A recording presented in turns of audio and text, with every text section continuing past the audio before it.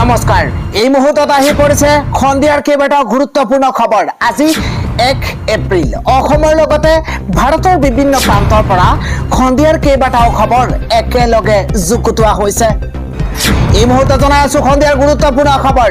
নৰেন্দ্ৰ মোদীতকৈ ডাঙৰ বিচৰীয়া হৈছে হিমন্ত বিশ্ব শৰ্মা। মুখ্যমন্ত্ৰীক এইবাৰ টাৰ্গেট কৰি এই মন্তব্য কৰিছে পৱন খেৰাই। এটা পলিটিকেল ডাঙৰ খবৰ। হোটেল লিলিত কংগ্ৰেছ নেতা পৱন খেৰাৰ সংবাদমেল আৰু সংবাদমেল সম্বোধন কৰি মুখ্যমন্ত্ৰীক এইবাৰ টাৰ্গেট কৰিছে পৱন খেৰাই। পৱন খেৰাই কৈছে যে মুখ্যমন্ত্ৰী হিমন্ত বিশ্ব শৰ্মা মিছলীয়া। মুখ্যমন্ত্ৰী হিমন্ত বিশ্ব শৰ্মাক মিছলীয়া আখ্যা দিছে পৱন খেৰাই। নৰেন্দ্ৰ মোদীতকৈ ডাঙৰ মিছলীয়া হৈছে হিমন্ত বিশ্ব শৰ্মা। বিজেপি চৰকাৰে প্ৰতিটো ক্ষেত্ৰতে মিছা মাতিছে। বিদেশী বহিষ্কাৰ, শিক্ষা, স্বাস্থ্য, ছয় জনগোষ্ঠীৰ জনজাতিকৰণ, নিবনুৱা সমস্যা সকলোতে মিছা মাতিছে বিজেপিয়ে। এই অভিযোগ উত্থাপন কৰিছে পৱন খেৰাই। পৰৱৰ্তী খবৰটো হৈছে শিৱসাগৰত প্ৰতিবাদকাৰীত কোচ ৰাজবংশী ছাত্ৰ সন্থাৰ আটক।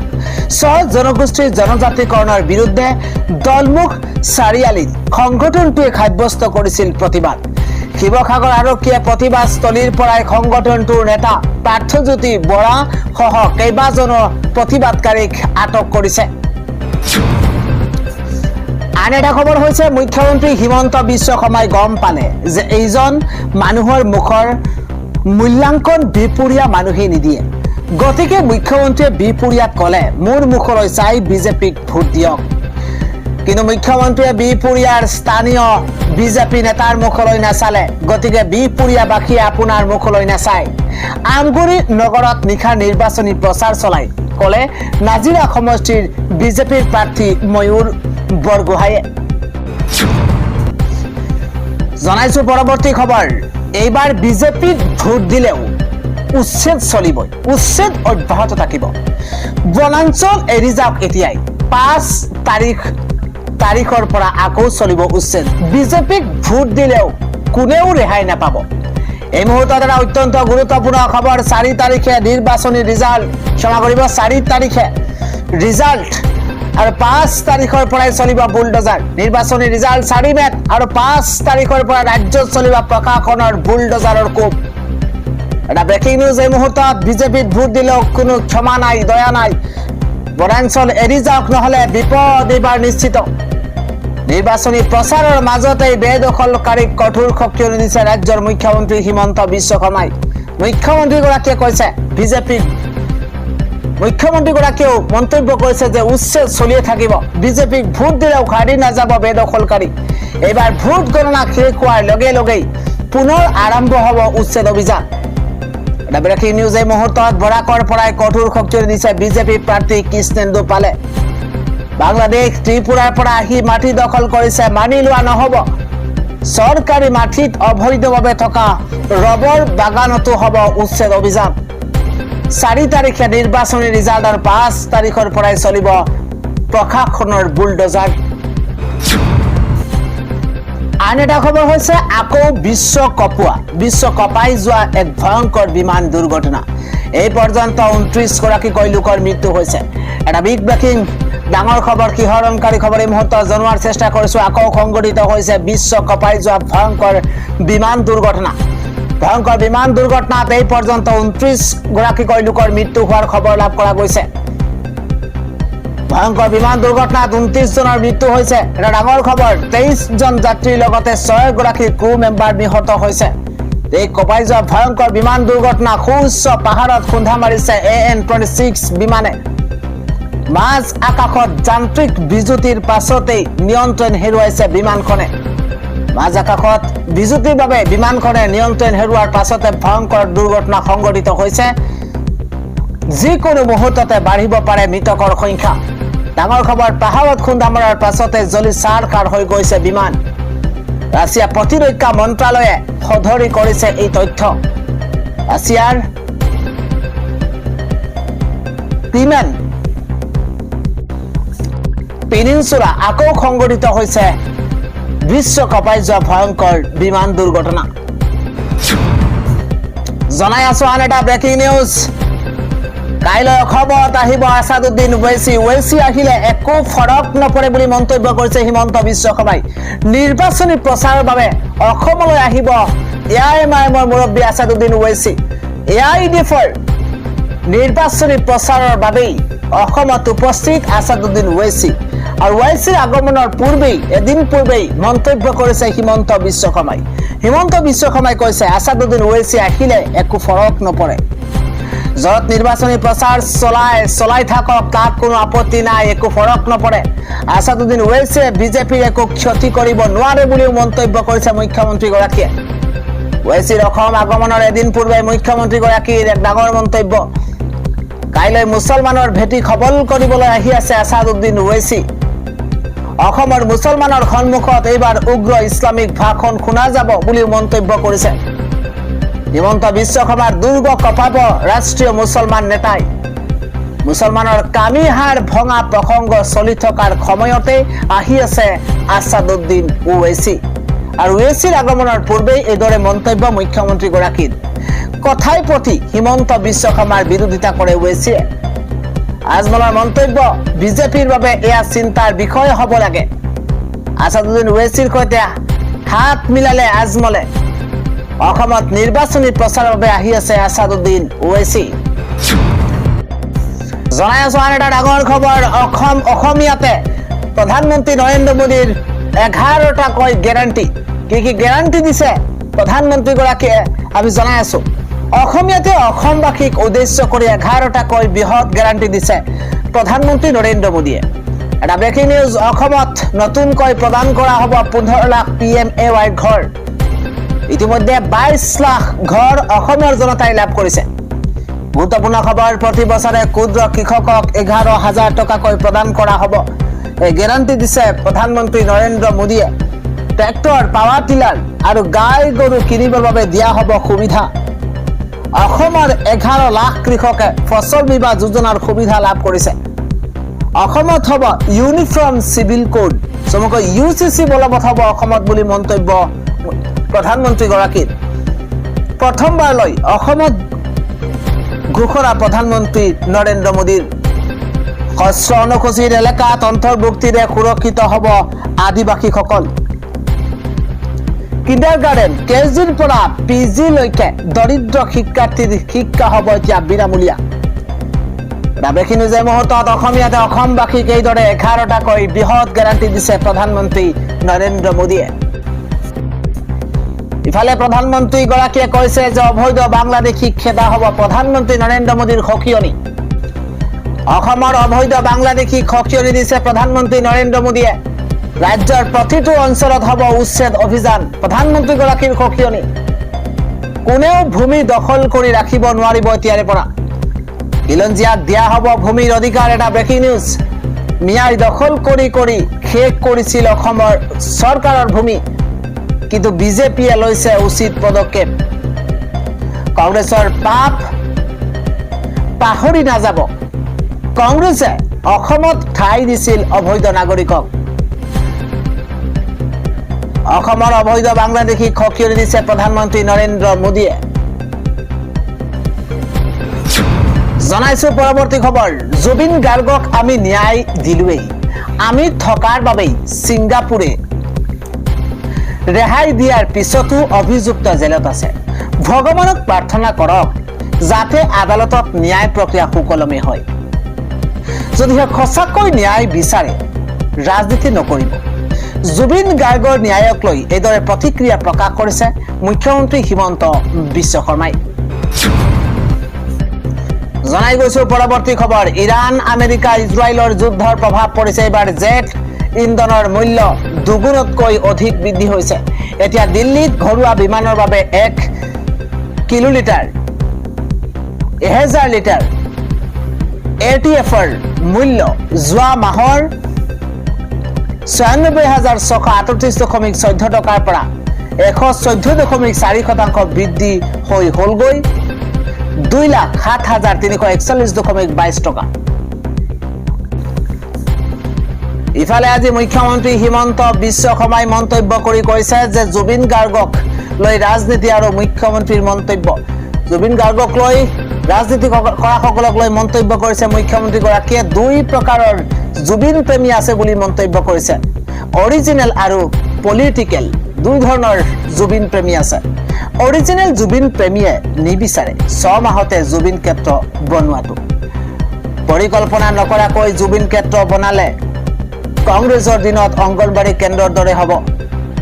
ভূপেন হাজৰিকাৰ সমাধি হওঁতে 4 বছৰ লাগিছে বুলি মন্তব্য মুখ্যমন্ত্ৰীগৰাকীৰ। আন এটা খবৰ হৈছে 11 বছৰত বিজেপিয়ে ব্ৰহ্মপুত্ৰৰ ওপৰত বনাইছে 5খন দলং। কংগ্ৰেছে 75 বছৰত বনালে 3খন দলং। এয়াই বিজেপিৰ বিকাশ, এই মন্তব্য প্ৰধানমন্ত্ৰী নৰেন্দ্ৰ মোদীৰ।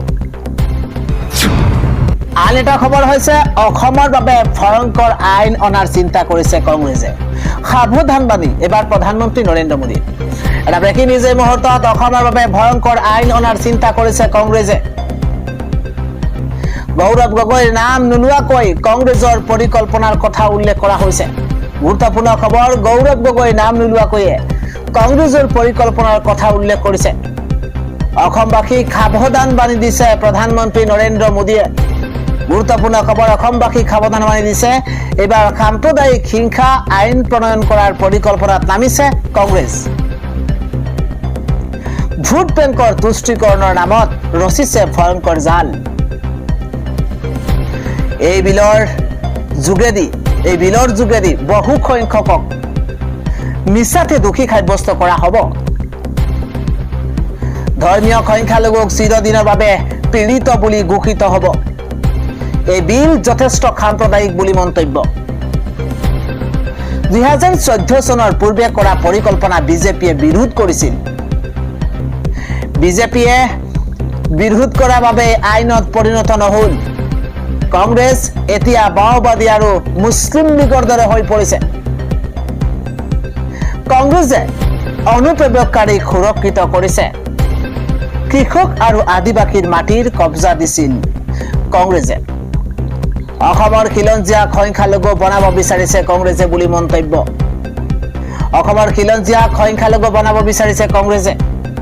অসমৰ বহু জিলাত ইতিমধ্যে সংকট নামি আহিছে।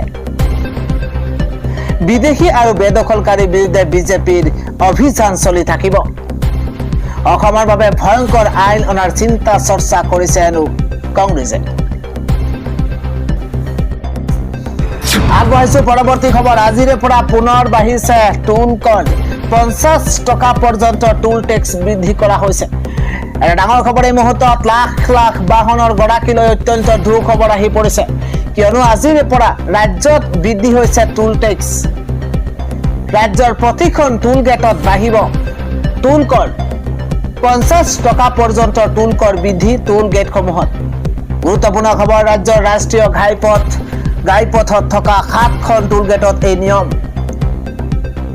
নাজিৰাখাত, মদনপুৰ, ৰহা টোল গেটত ভৰিব লাগিব অধিক দম। চুলুং, ৰঙামাটি, ডবকা টোল গেটতো টোল টেক্স বৃদ্ধিৰ নিৰ্দেশনা দিয়া হৈছে।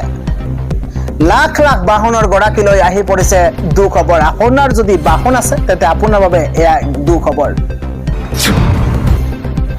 পৰৱৰ্তী খবৰটো হৈছে AIUDFে বিভাজন আনিছে। বদৰুদ্দিন আজমলৰ কাষত এতিয়া কেৱল বেপাৰী থাকে। আছাদুদ্দিন ওৱেইছিক আনি মেৰু বিভাজন কৰিব বিচাৰিছে AIUDFে। ওৱেইছিক মাটিয়াৰী অসমক বিহাৰ, মধ্যপ্ৰদেশ কৰিব বিচাৰিছে। AIUDF ত্যাগ কৰি এইদৰে মহাবিস্ফোৰণ ঘটাইছে আমিনুল ইছলামে। পৰৱৰ্তী খবৰটো হৈছে গেছৰ নাটনিৰ মাজতে এইবাৰ জনতাৰ মূৰত ৰাম টাঙোন। 195 টকা বাঢ়িছে চিলিণ্ডাৰৰ মূল্য। এটা ব্ৰেকিং নিউজ। হাজাৰ হাজাৰ গেছ চিলিণ্ডাৰৰ গ্ৰাহকৰ বাবে অত্যন্ত দুখবৰ, কিয়নো আকৌ বৃদ্ধি পাইছে গেছ চিলিণ্ডাৰৰ মূল্য। গুৰুত্বপূৰ্ণ খবৰ, 195 টকা পৰ্যন্ত বাঢ়িছে গেছ চিলিণ্ডাৰৰ মূল্য। গেছ নাটনিৰ মাজতে বাঢ়িছে প্ৰতিটো গেছ চিলিণ্ডাৰৰ মূল্য।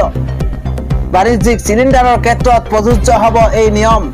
ডাঙৰ খবৰ এই মুহূৰ্তত জনোৱাৰ চেষ্টা কৰিছো। ৰেষ্টুৰাঁ, হোটেল ব্যৱসায়ত পৰিব তাৰ ব্যাপক প্ৰভাৱ। ইতিমধ্যে বাণিজ্যিক চিলিণ্ডাৰৰ অভাৱত পৰিছে হোটেল, ৰেষ্টুৰাঁ। হাজাৰ হাজাৰ গেছ চিলিণ্ডাৰৰ গ্ৰাহকৰ বাবে দুখবৰ, কিয়নো আকৌ বৃদ্ধি পাইছে গেছ চিলিণ্ডাৰৰ মূল্য।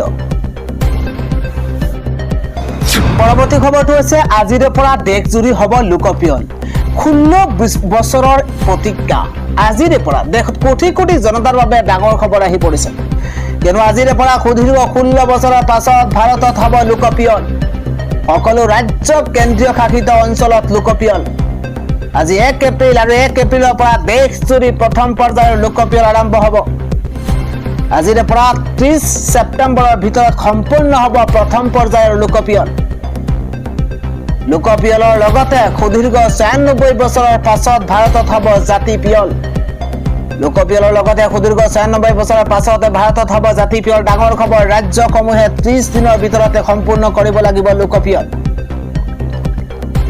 স্বাধীনতাৰ পাছত পোন প্ৰথমবাৰৰ বাবে ভাৰতত জাতি পিয়লৰ ব্যৱস্থা দেশজুৰি 30 লাখ কৰ্মচাৰীয়ে মোবাইল এপ যোগে কৰিব জনগণনা প্ৰথম পৰ্যায়ৰ লোকপিয়লত সম্পূৰ্ণ কৰা হ'ব গৃহ গণনা পোন প্ৰথমবাৰৰ বাবে ডিজিটেলি লোকপিয়লৰ ব্যৱস্থা থাকিব দেশত জনতাই নিজেই বিশেষ ৱেবছাইটত উল্লেখ কৰিব পাৰিব পৰিয়ালৰ তথ্য শেষৰবাৰৰ বাবে 1931 চনৰ আগতে দেশত হৈছিল জাতি পিয়ল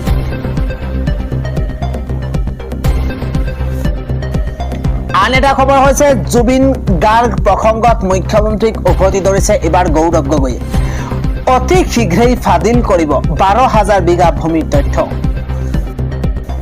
বিধানসভা নিৰ্বাচনৰ প্ৰচাৰ অভিযান তীব্ৰতৰ হৈ পৰাৰ সময়তে মুখ্যমন্ত্ৰী হিমন্ত বিশ্ব শৰ্মাৰ বিৰুদ্ধে খৰব হৈ পৰিছে কংগ্ৰেছৰ নেতা তথা সাংসদ গৌৰৱ গগৈ মঙলবাৰে যোৰহাটত মুখ্যমন্ত্ৰীৰ পৰিয়াল আৰু আত্মীয়ৰ সৈতে জড়িত প্ৰায় 12,000 বিঘা ভূমিৰ তথ্য অতি শীঘ্ৰেই ৰাজহুৱা কৰিব বুলি হুংকাৰ প্ৰদান কৰাৰ লগতে শিল্পী জুবিন গাৰ্গৰ ন্যায়ৰ প্ৰসংগটোতেও মুখ্যমন্ত্ৰীক তীব্ৰ সমালোচনা কৰিছে মুখ্যমন্ত্ৰীয়ে শেহতীয়াকৈ কংগ্ৰেছৰ বিৰুদ্ধে নিৰ্বাচনী স্বাৰ্থত জুবিন গাৰ্গক ব্যৱহাৰ কৰাৰ যি অভিযোগ আনিছিল তাৰ প্ৰত্যুত্তৰ হিচাপে কংগ্ৰেছ নেতাজনে এই প্ৰতিক্ৰিয়া ব্যক্ত কৰে জুবিন গাৰ্গৰ প্ৰসংগটোক কংগ্ৰেছে ৰাজনৈতিক স্বাৰ্থত ব্যৱহাৰ কৰা বুলি মুখ্যমন্ত্ৰীয়ে কৰা অভিযোগৰ প্ৰত্যুত্তৰ দি গৌৰৱ গগৈয়ে কয় যে খুদ মুখ্যমন্ত্ৰীয়ে পূৰ্বতে কৈছিল যে জুবিন গাৰ্গক ন্যায় প্ৰদান কৰিব নোৱাৰিলে ৰাইজে তেওঁক ভোট দিয়াৰ প্ৰয়োজন নাই আজি সেই একেগৰাকী মুখ্যমন্ত্ৰীয়ে কংগ্ৰেছক প্ৰশ্ন কৰাৰ কাৰ্যক আশ্চৰ্যজনক বুলি